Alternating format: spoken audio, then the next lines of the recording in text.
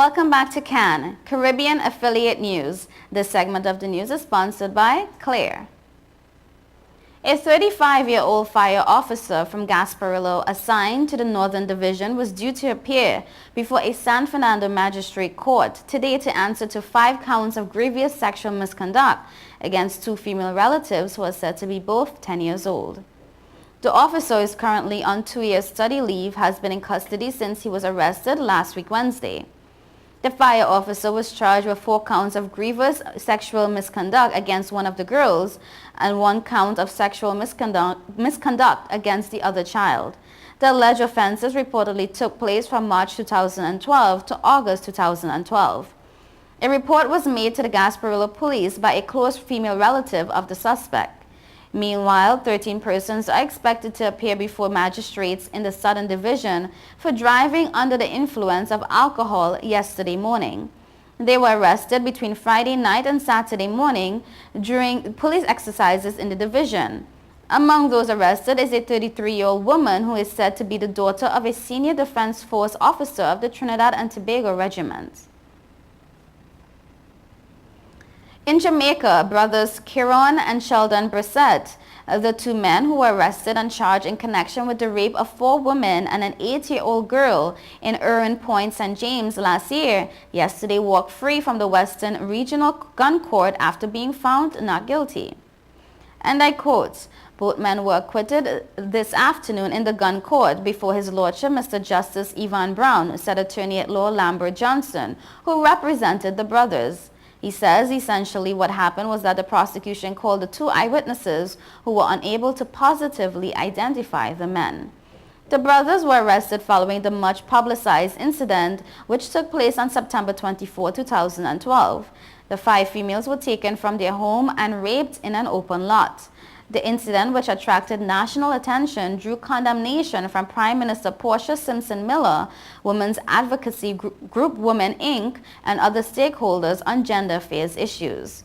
In the aftermath of their arrest, the brothers pleaded their innocence and voluntarily offered DNA samples for testing. The test results subsequently failed to place them at the scene of the rape.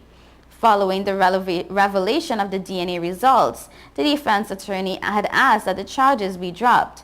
However, the prosecution had indicated that it would still proceed with the case and had maintained opposition to bail for the men. And I quote, "The case for the prosecution was described by the judge today as being porous and brittle," said Johnson. "I am not surprised because we have had the DNA evidence which showed that these were not the men, and the prosecution, in the face of scientific evidence, insisted on going to trial."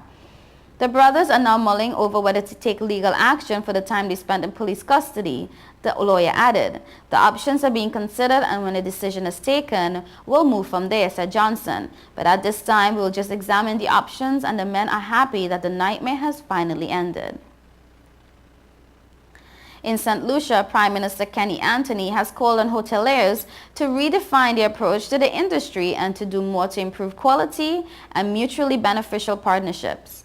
Addressing the 49th Annual General Meeting of the St. Lucia Hotels and Tourism Association, the Prime Minister said developed countries such as the United States and Europe, which are major source markets for the industry, are currently jostling for #1 status as visitor magnets. And I quote, "The economic benefits of travel and tourism are immense, and no country can afford to ignore this fact in their future developmental planning. Nowhere in the region has escaped the volatility of investment in the tourism sector. Hotels and resorts in the Bahamas, Jamaica, Barbados, Antigua, and Cayman have been bought and sold as a result of the biggest financial crisis since the Great Depression of the 1930s, he said. The Prime Minister told the weekend convention that players in the tourism industry must look at the bigger picture and concentrate efforts on discovering what today's traveler considers value for money. He said future development in the industry must concentrate on finer details. And I quote, "I believe if we place a critical eye on the details, on quality, on excellence, on being better than any other, then there is no doubt that we will see growth, that our occupancy rates will be high, that visitor spending will go up, that our profit margins will look a lot healthier than they might be now."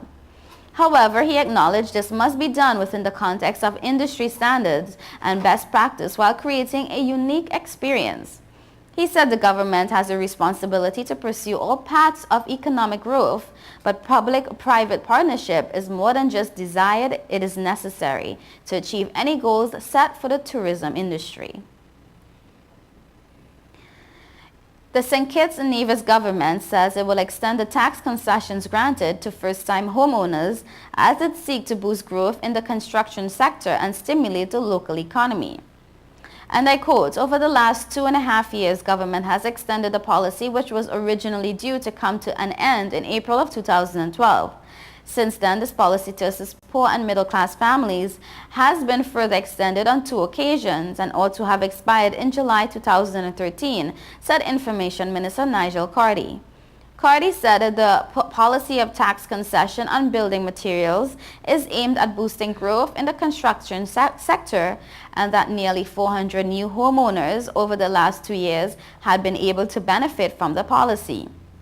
He quoted Prime Minister and Minister of Finance Dr. Denzil Douglas as saying that there were still many families waiting to take advantage of the tax concession policy.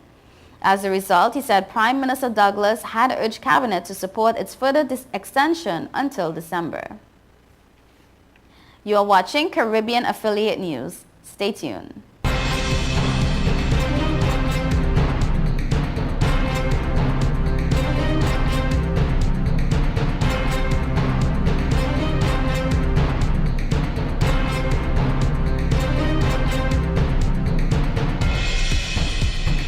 Government say it's all about the food. August the 10th. Foreigners welcome to the land of oil dung. Beers and strong rum, girls hot and can done.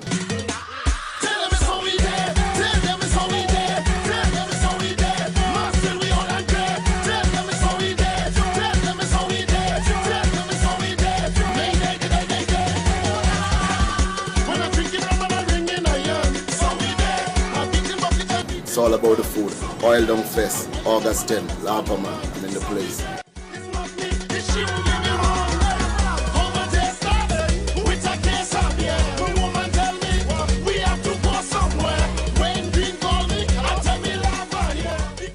Since we announced Sign and Drive with 0 out of pocket and low monthly payments, cars been flying out of Bronx Honda at a record pace.